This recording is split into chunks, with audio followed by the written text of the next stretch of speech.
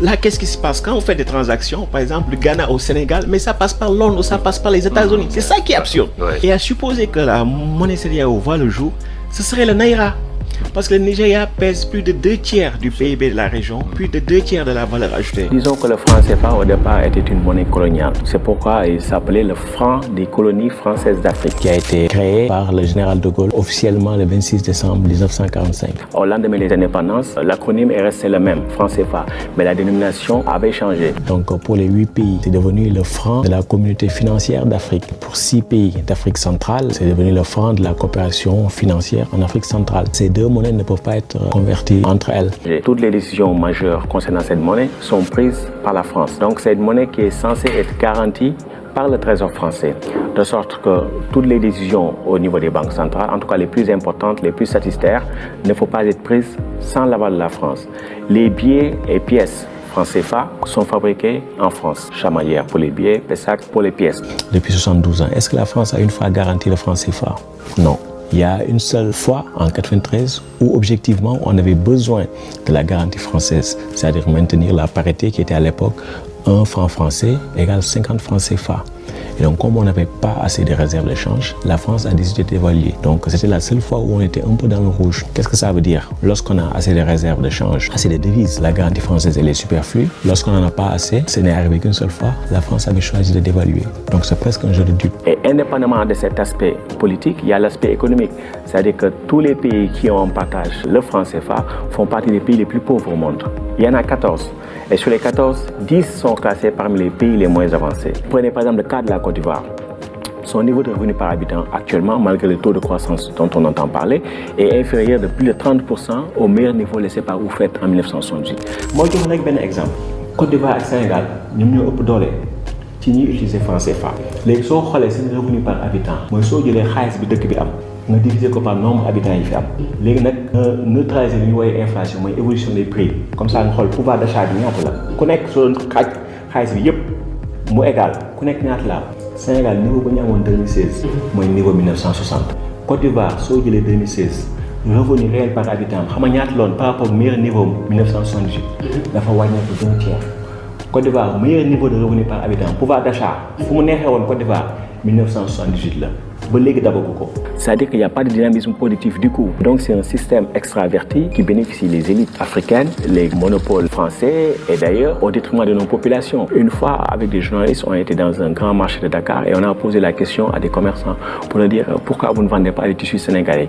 Ils nous disent qu'il est beaucoup plus facile d'importer du tissu de Dubaï plutôt que du textile sénégalais. Et donc c'est ça l'impact d'une monnaie. Donc depuis plus de 3 siècles, les pays du Sud se sont mis à exporter des matières premières et ils ne se sont pas développés. Donc un modèle qui maintient cela ne permet pas le développement. Ce qu'il faudrait, c'est que ces matières premières-là puissent être transformées sur place. Ça crée de la valeur ajoutée, ça crée des retombées technologiques, ça crée des emplois. Mais lorsqu'on maintient ce même modèle-là, c'est-à-dire qu'on maintient ces pays-là dans la pauvreté. Parce que déjà, c'est un instrument politique. C'est-à-dire que s'il y a des volontés de rébellion quelque part, la France peut bloquer les opérations à l'international. La France peut rappeler les États à l'ordre. Donc ça, c'est vu, par exemple, avec Gbagbo en Côte d'Ivoire.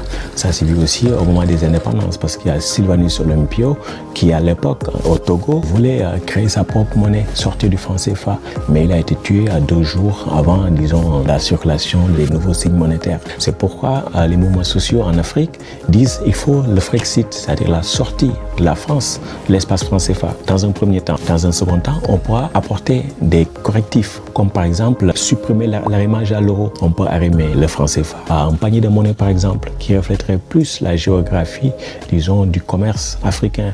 Parce que de plus en plus, on commerce tendanciellement moins avec l'Europe, mais plutôt avec la Chine, l'Inde et aussi le commerce intra-africain qui se développe. Donc on pourrait avoir un panier de monnaie.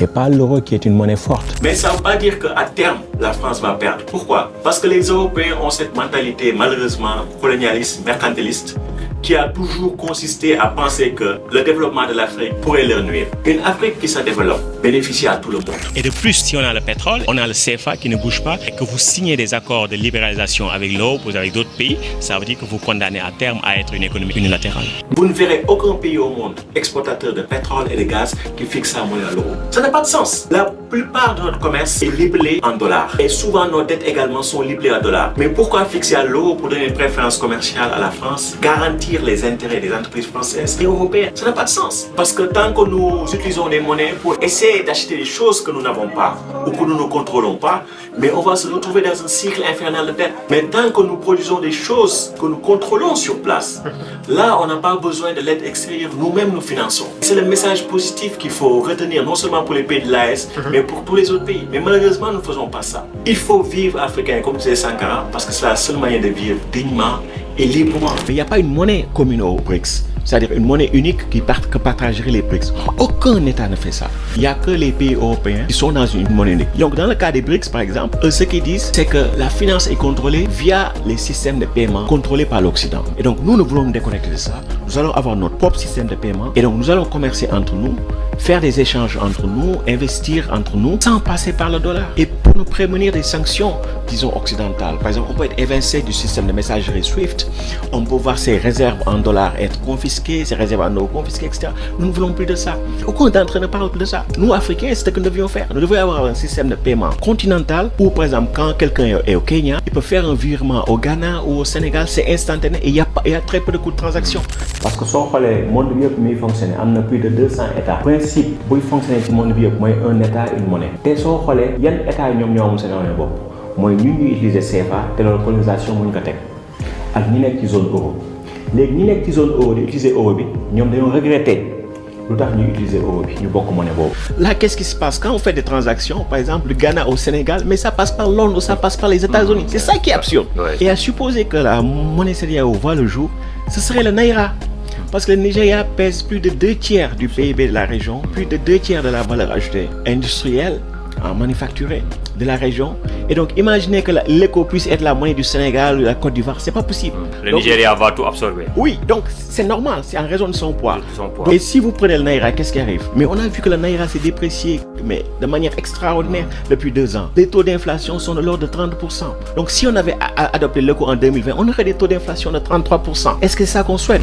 Le tandem Diomaye Faye Ousmane Sonko devra payer près de 11 000 milliards par rapport à la dette. N'est-ce pas là aussi un blocage par rapport à l'émergence du pays? C'est une chape de plomb cette dette. C'est que tôt ou tard, s'il n'y a pas de souveraineté monétaire, vous n'en sortez pas. Et la souveraineté monétaire, c'est pas seulement d'avoir sa propre monnaie. Le Niger a sa monnaie et on voit que les catastrophes qu'il y a là-bas. Le Ghana, etc. C'est-à-dire que la souveraineté monétaire, c'est d'abord avoir sa propre monnaie, avoir le contrôle sur la banque centrale et maîtriser les prix dont je parlais, les 5 prix macroéconomiques, les maîtriser et faire tout pour réduire son endettement en monnaie étrangère. Je ne dis pas qu'il ne faille pas s'endetter en monnaie étrangère, mais il y a une condition pour que ça marche. C'est-à-dire que si vous prenez $1 milliard, vous devez l'investir dans des projets qui vont vous générer plus pour pouvoir payer la dette. Ici au Sénégal, qu'est-ce qui a été fait au nom de l'émergence? On s'est endetté massivement. Donc si l'endettement n'a pas permis de booster vos exportations, qu'est-ce qui va se passer?